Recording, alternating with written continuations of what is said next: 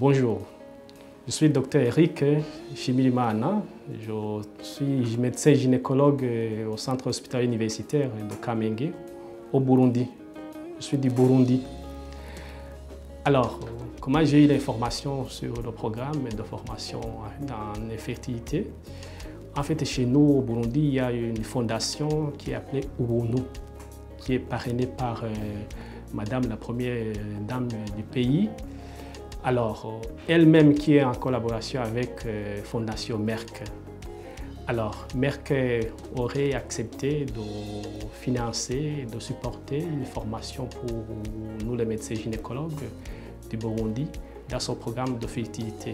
Et voilà, j'ai eu l'information et on a fait une sélection et j'ai été parmi ceux qui devaient partir pour la formation pour 3 mois via la Fondation Ubuntu du Burundi qui est supportée par la Fondation Merck. C'est important chez nous au Burundi parce que je suis parmi les premiers médecins qui viennent de bénéficier de cette formation en infertilité. C'est la première fois. Et puis c'est intéressant pour nous et surtout pour les malades parce que le problème de fertilité se fait sentir, il est présent au Burundi chez nous. Et si bien qu'on avait des soucis à gérer ce genre de situation compte tenu du fait qu'on n'avait pas des acquisitions importantes, des acquisitions nécessaires pour la prise en charge.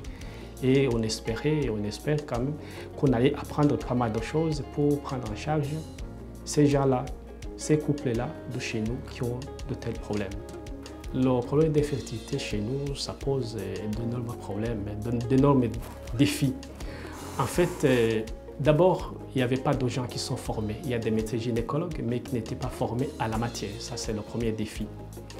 L'autre défi, c'est que les pouvoirs publics, c'est-à-dire le ministère de la Santé, il a plein de problèmes, plein de programmes, mais le problème de fertilité, ce n'est pas inscrit dans le programme de santé, ce n'est pas un problème de santé publique. Dans le temps, en tout cas, ce n'était pas un problème de santé publique, mais maintenant, ça commence à l'être. À l'être parce qu'au niveau social, ça cause des problèmes.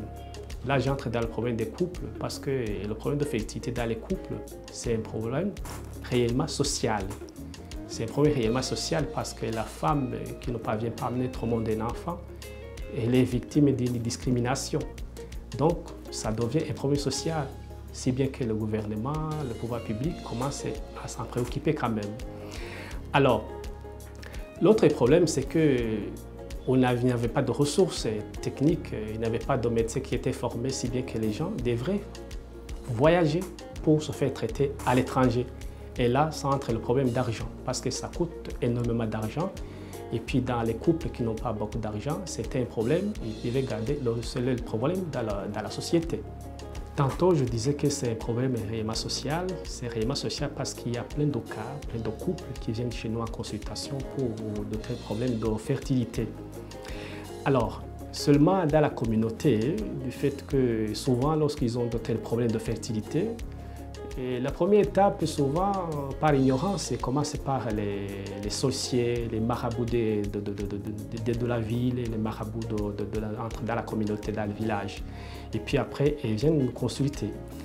Alors, ils viennent nous consulter parce que surtout, ce sont les dames qui viennent en premier parce qu'elles sont très discriminées dans la société. Elles sont discriminées dans la société parce que chez nous, surtout dans le monde rural, le problème d'infertilité, c'est un problème féminin.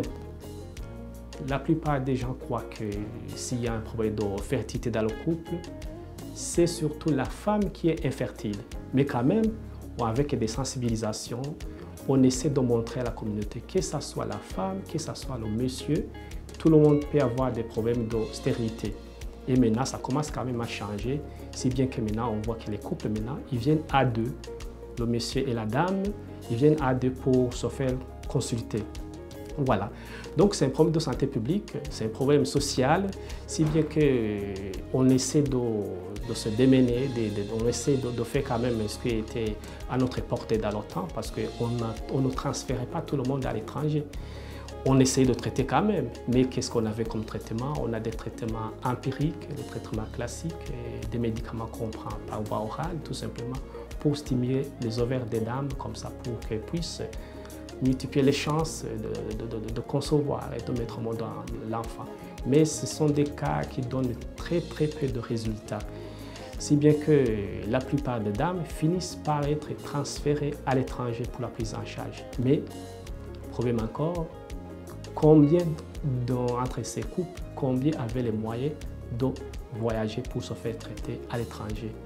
Très peu de gens ont des moyens pour se faire traiter à l'étranger, si bien que c'est un problème qui est persistant dans la société, un problème très social, si bien que les femmes se sentent malheureuses, mais vous n'avez pas beaucoup de solutions. Alors, lorsque j'ai été sélectionné pour le programme de fertilité soutenu par la Fondation Merck, j'étais heureux et puis j'avais des idées, j'avais de l'espoir pour ce programme. C'est-à-dire que j'avais une idée que j'allais avoir des acquisitions théoriques et pratiques pour retourner dans mon pays et puis prendre en charge les couples qui sont nombreux, les couples qui sont infertiles. Alors, lorsque je suis venu ici, on a appris pas mal de choses. On a passé tout un mois à avoir des enseignements théoriques, tout un mois. Et puis maintenant, on a commencé, on vient de terminer au deuxième mois dans les acquisitions pratiques. Donc c'est un programme qui est bien conçu, qui nous intéresse beaucoup. Donc acquisition théorique, acquisition pratique. En tout cas, il nous reste un mois de pratique. Comme ça, je me dis bien qu'on sera au top, capable de prendre en charge nos couples qui sont infertiles au Burundi. Donc, nos attentes étaient des acquisitions théoriques et pratiques. C'est ce qu'on a eu. Donc, on a rencontré nos attentes. Nos attentes ont été satisfaites, si bien que maintenant, dans un mois, on sera prêt pour la prise en charge de notre population en matière d'infertilité.